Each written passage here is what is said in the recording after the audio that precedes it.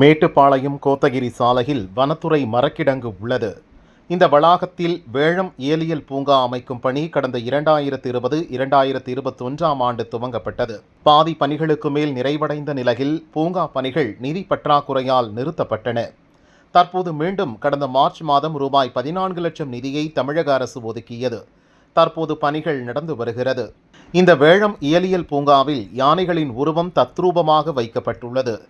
தமிழ் இலக்கியங்களில் கலித்தொகை, அகநானூறு பாடல்களில் யானைகள் பற்றிய வாசகங்களுடன் யானை உருவ பொம்மை உள்ளது. திருநாவுக்கரசர் யானையுடன் நடந்த நிகழ்வு வைக்கப்பட்டுள்ளது. யானை மாலை அணிவித்து எதிர்கால அரசனை தேர்ந்தெடுக்கும் நிகழ்வு, குறிஞ்சி பெண் பாடலால் யானை அடங்கிய நிகழ்வு மற்றும் குழந்தைகளை கவரும் வகையில் யானை உருவ பொம்மைகள் வைக்கப்பட்டுள்ளன. அது மட்டுமில்லாமல் மாமுத் என்று அழைக்கப்படக்கூடிய யானையின் பிரம்மாண்ட சிலை உள்ளது.